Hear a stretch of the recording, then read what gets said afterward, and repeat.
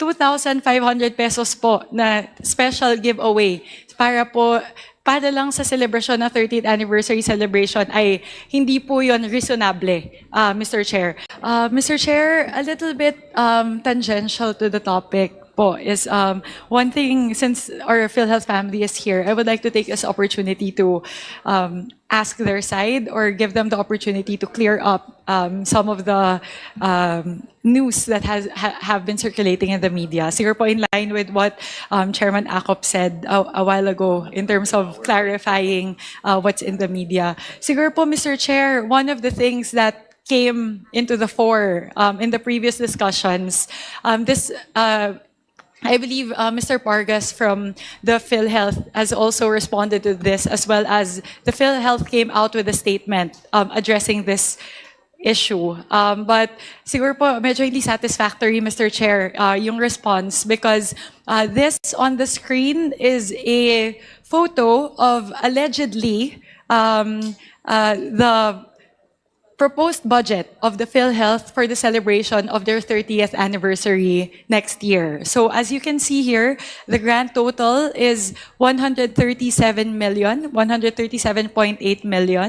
spread across different line items. So siguro po, I was looking at PhilHealth's response to this, Mr. Chair, and essentially po, ang kanila pong depensa ay this is reasonable, and within the guidelines. So siguro, Mr. Chair, I want to understand that on the part of the PhilHealth as to why this is reasonable on the eyes of PhilHealth, Mr. Chair. Thank you, Mr. Chair, Your Honor. Yes, Mr. Ledesma, you recognize. Yeah.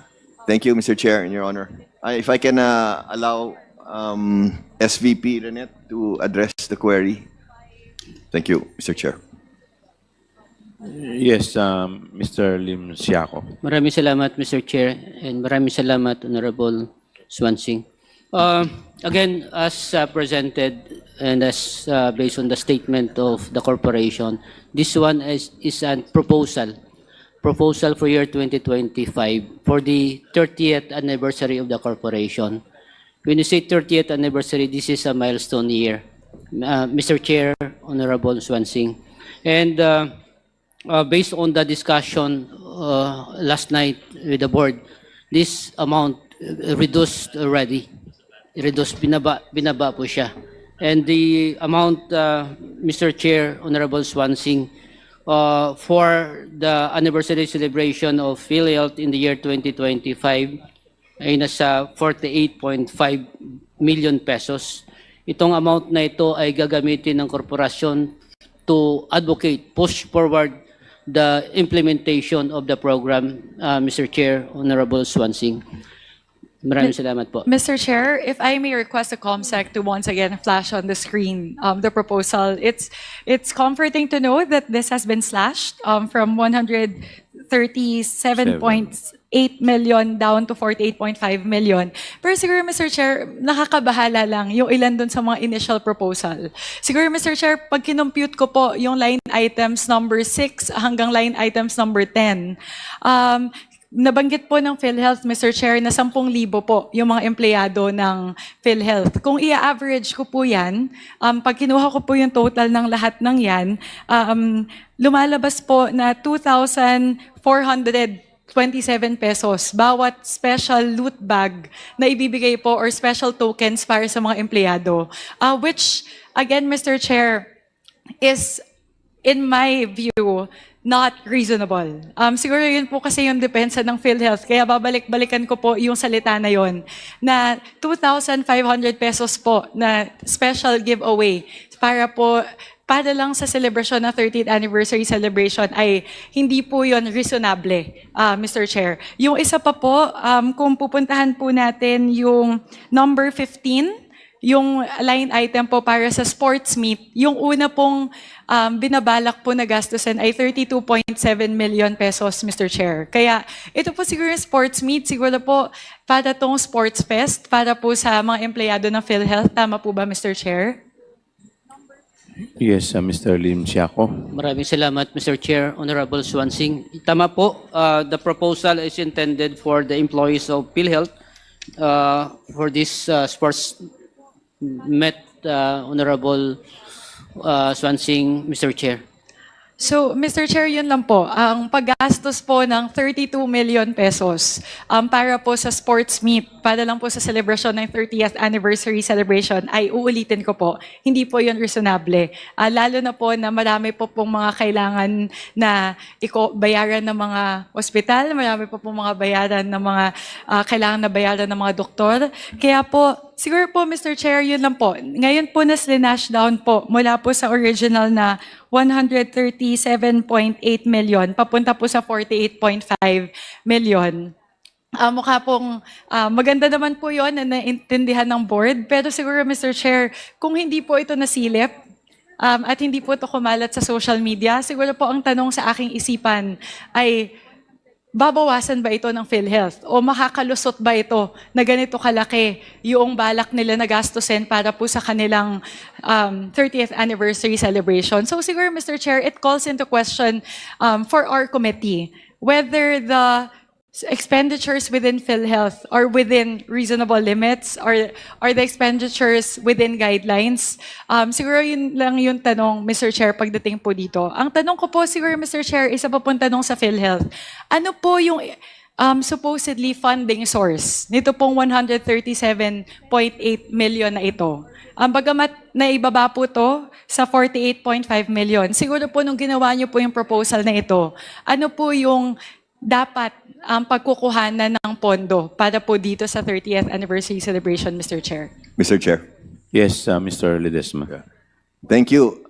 Thank you, Mr. Chair. Thank you, Kong, for your questions. No, on the second question on the funding source, I'll pass it on to SVP Renet. No, but on your first comment, I would like to, and I'm sure I speak in behalf of all of us at PhilHealth, no, most especially the senior officers, no, I would like to thank you for calling our attention on the, based on your language, maybe outrageous or unacceptable amounts, no.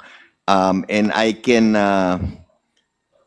assure Honorable Chair and this committee and you, ma'am, that as President of PhilHealth, starting today, I will see to it and I will make sure that for all future events and future celebrations and future expenses, we will really be cognizant and be aware of our mandate to the Filipino people on being more prudent, on being more, on avoiding ostentatious or unexplainable expenses, no? In fact, I was just talking to COO now, I intend to convene our team, no, and really reiterate the importance of using our expenses wisely, no. So again, I would like to thank you personally and in behalf of PhilHealth for pointing this out. And you even made a comment, naku, kung hindi namin nakita yan, paano ba yan, diba? So again, I would like to assure you, no, hindi po mangyari yan. Thank you for the reminder. Thank you for alerting us. And again, I would like to reiterate, as President, I will see to it, hindi po mangyari ito ulit. Maraming salamat po. Thank you very much, Mr. Chair. Siguro po, ipapaalala lang po yung direktiba po ng ating mahal na Pangulong Bongbong Marcos to observe austerity measures pagdating po, hindi lang po siguro sa Christmas celebrations, pero for celebrations in general. So, yun lang po, Mr. Chair, babalikan ko po yung pangalawang tanong ko na saan po dapat yung pagkukuhanan nito pong pondo ng 137 million na ito, Mr. Chair? Mr. Lim Siaco. Mr. Chair, Maraming salamat. with the kind indulgence of the Honorable Swansing, related po kasi dun sa earlier question sa 138. Siguro, Mr. Chair, I would, if Okay. it's okay, ASEC, if After I po. may please, para lang po matapos po natin yung thread. Yung figure po kasi iba dun sa naalala namin in-approve ng board eh. Okay. In that case, Mr. Chair, as it's very relevant to the current conversation, Mr. Chair, I will defer, Mr. Chair, as to whether we'll let ASEC Okay. interject.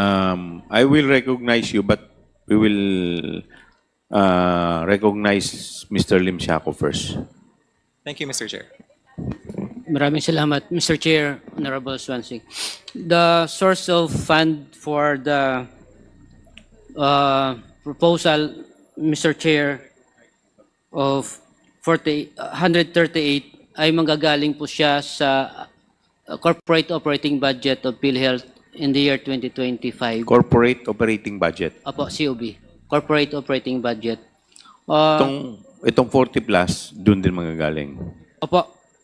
Pero meron ditong sa 48.5, mayroon 323 na manggagaling sa 2024 extended validity. 324,000. 323,000, Mr. Chair. Manggagaling saan? 2024 COB, pero Ano yung COB? corporate operating budget. Okay. corporate We operating. requested and approved by the board for the So kailan po ba yung anniversary ninyo? February 14, Mr. Chair. Okay. So this event will be held on February 14. Yes, Ah? year-long celebration. A year long. Opo. It's not one day affair. Yes po. So it's going to be a year-long celebration. Opo. Okay. Mr. Chair, Yes, if- the chair would like to recognize Dr. Albert Domingo. Salamat po, Mr. Chair. Salamat po, Honorable Swansing. It's pertinent po the line of questioning of the Honorable Swansing. And baka ho nagkamali lang ng tingin sa record ang ating FMS SVP dahil ang ginawa po ng board, and I was there in the meeting online also, meron pong prinopose na 30 million pesos na i-charge sa 2024 corporate operating budget. Ang kasama po doon ay sana perforated proposal po ng management, extension of the validity of the 2024 corporate operating budget to include 30 million pesos para bumili ng perforated mesh sticker, tote bag, anniversary shirt, marketing shirt, jacket, katsa bag, button pins, and stamps. Ang ginawa po ng board, tinanggal lahat except yung stamps. So from 30 million, ang ginawa, hindi pumayag yung board, alinsunod na rin sa directive ng Pangulo na maging austere muna tayo sa mga measures natin. I think this is the postage stamps po to postage stamps. So 323,000 pesos only from 30 million. And then yung binabanggit po ni Mr. Lim Siaco, Mr. Chair, sa 2025 corporate operating budget, wala pa hong approval yung board kung ano po yung bibilhin. So they will still have to propose it as is proper for the board to evaluate. And as you saw, Mr. Chair, Honorable Swansing, sa behavior ng board, yung 30 million talagang binaba to 323,000 for postage stamps only. Thank you.